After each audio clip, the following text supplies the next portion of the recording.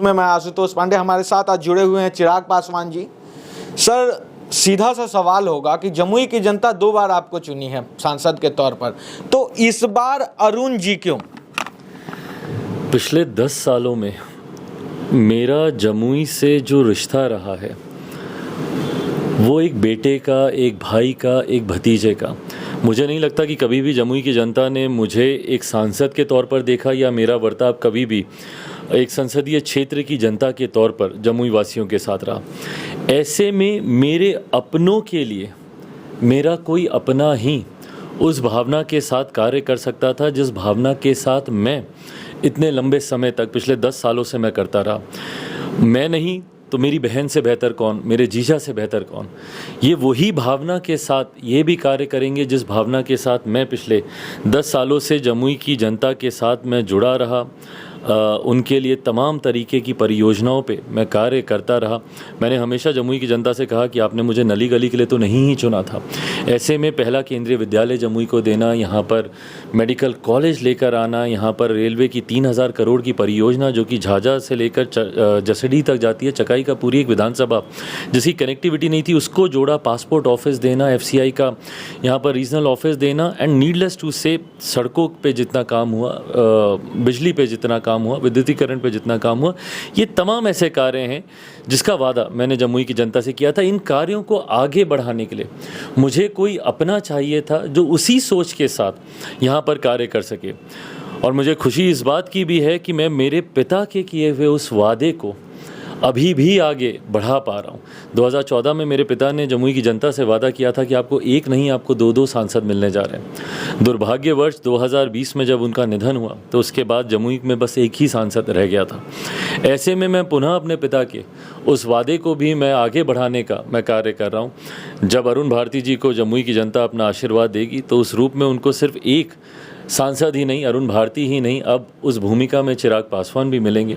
और मेरा जिस तरीके से कार्य यहाँ पर रहा है, जिस तरीके से जुड़ाव रहा है, आना जाना रहा है, मुझे खुशी होती है जब लोग यहाँ के बोलते हैं कि अभी तक कोई सांसद इतनी बार यहाँ पर नहीं आता जितनी बार आप आए हैं। तो ऐसे में वही श्रृंखला बरकरार रहेगी जो इससे पहले थी। और मुझे उम्मीद ही नहीं, पूरा विश्वास है जमुई की जनता ने इतने दिनों में जितना प्यार अरुण भारती जी को दिया है, संभवतः वो उससे ज़्यादा प्यार, मुझसे ज़्यादा प्यार शायद जमुई की जनता को। सर, एक फील्ड में एक नया नैरेटिव सेट किया जा रहा है, बाहरी वर्सेस ये लोकल। इसको आप किस तरह से देख रहे हैं फील्ड में? क्योंकि बहुत सारे लोग जो हैं वो अब कह रहे हैं कि बाहरी जमुई की जनता जो घर का है उसे वोट देगी। डॉक्टर बाबा साहेब भीमराव अंबेडकर ने ही देश का संविधान बनाया और उनका ये संविधान हर भारतीय को ये अधिकार देता है कि कोई कहीं से भी जाकर चुनाव लड़े। जो लोग भारी भीतरी कर कर विभिन्न तरीके के मतभेदों में समाज को बांटने की सोच रखते हैं, बिहार फर्स्ट, बिहारी फर्स्ट, उसी के खिलाफ लड़ाई लड़ रहा है। मेरे बिहार फर्स्ट की सोच ही यही है कि बिहार में किसी तरीके का भेदभाव नहीं हो। बिहार की 13 करोड़ जनता स्वतंत्र है। और जब मैं संविधान की जब मैं बात करता हूँ, डॉक्टर बाबा साहेब भीमराव अंबेडकर कहाँ जन्मे, कहाँ जाकर उन्होंने चुनाव लड़ा, उनकी जन्मभूमि कहाँ थी, उनकी कर्मभूमि कहाँ थी। मेरे खुद के पिता की देख लीजिए, जन्मभूमि खगड़िया में, चुनाव वो लड़े हाजीपुर में। मेरे प्रधानमंत्री जी को देख लीजिए, गुजरात से आते हैं, बनारस की जनता उनको सर आँखों पर बैठाती है। मुझे नहीं लगता इस तरीके की मुद्दे राजनीति में कोई अस्तित्व रखते हैं। अगर सही में देश के क्षेत्र के विकास की बात करनी है तो आपको बेहतर शिक्षा, बेहतर रोजगार की आपको बात करनी होगी, बेहतर स्वास्थ्य सेवाओं की बात करनी होगी। भाई, मैंने तो केंद्रीय विद्यालय खुलवा के दिया। बताएं, जो लोग मुझे भारी कह रहे हैं, बताएं इन 10 सालों में वो लोग ने क्या किया। वो लोग तो अधिकांश समय सत्ता में भी रहे। और जो लोग ये कह रहे हैं उन्हीं के ही पार्टी के राष्ट्रीय अध्यक्ष, उनके परिवार के लोग देख लीजिए कहाँ कहाँ से आकर वो लोग चुनाव लड़ रहे हैं।